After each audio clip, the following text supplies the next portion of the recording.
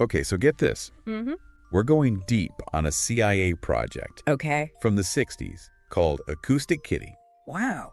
Our listener wanted to know more about animal spies in the Cold War. And this declassified document, Yeah. it's all about using cats as listening devices. Hmm. Cats.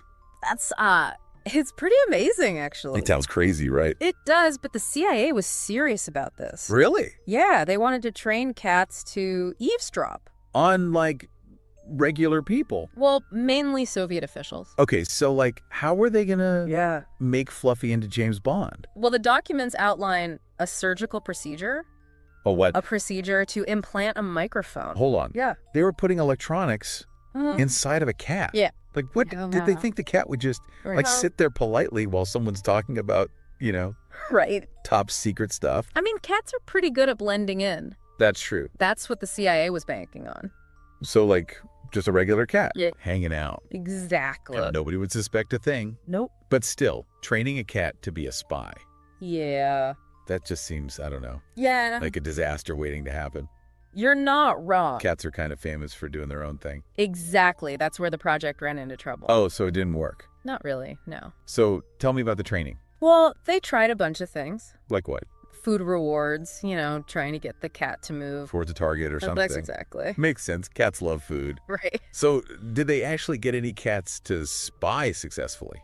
Well, they did try a field test. Oh, where? In D.C., actually. Not even Moscow. Nope, just a park in D.C. Okay, what happened? So they released the cat near a park bench. With, like, Soviet skies or something? No, just two guys on a bench. It was a test run. Okay. And... Well, the cat did its thing. Not exactly. Mission was a complete failure. What happened? Did the cat, refuse to cooperate? Well, according to the documents, Yeah. the cat got hit by a taxi. Oh, no. Yeah. Poor kitty. Yeah, I know, right? So much for stealthy espionage. Yeah, that pretty much ended the DC field test, I bet. along with some other problems they were having. What kind of problems? Training was really hard. I can imagine. So in 1967, Yeah. they shut the whole project down. So all that effort. Yep. All that money. Mm-hmm. And a taxi just ended Acoustic Kitty. Pretty much. What an ending. It really wasn't what they'd hoped for. No kidding. But it does tell you something about using animals for espionage, Maybe we can't control them as much as we think. That's true. Nature has a mind of its own. Definitely. Okay, so Acoustic Kitty was a bust. Mm-hmm. But were there any other animal spy projects during the Cold War? Actually, Acoustic Kitty wasn't the only one. Really? There's evidence that pigeons... Pigeons. Yeah. Okay. They were trained for surveillance, too. Hmm.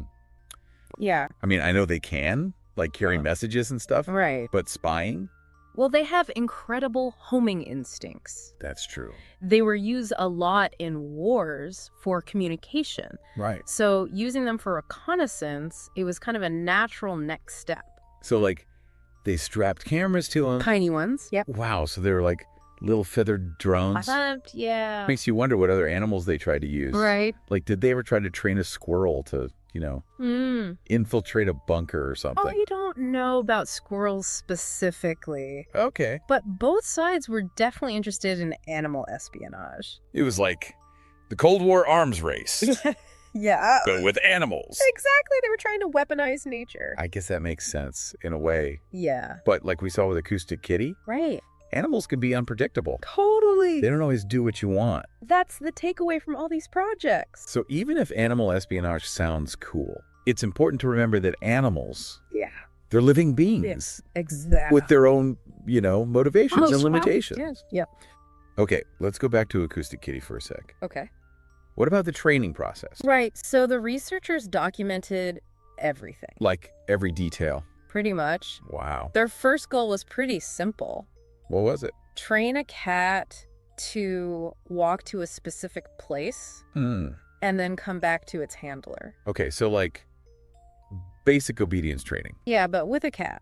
Did they use like treats or laser pointers? They tried both. Really? They documented using positive and negative reinforcement. Okay. So food rewards, praise, that kind of thing. Makes sense. Cats love treats. Right. But they also used Perfect. aversion techniques, What's that? like mild electric shocks. Wait, they were shocking the cats? Yeah, to discourage bad behavior. Seems kind of cruel. Well, yeah, by today's standards, but Yeah. back then... Things were different. Exactly. Animal welfare wasn't really a priority. Makes sense.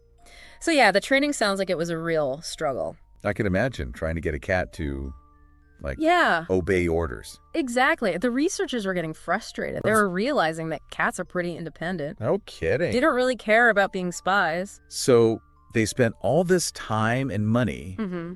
implanted these devices, Yep. and they couldn't even get the cats to walk in a straight line. Pretty much. It's like the ultimate cat move. You could say that. Do their own thing no matter what. Exactly. So this deep dive, Yeah. it's been fascinating, It really is a crazy story. but also kind of sad, Yeah. It For the cats. We've learned about their ambitious goal, Mm-hmm. the training process, Right. and of course, the epic failure. Didn't go as planned. But there's one thing we haven't talked about.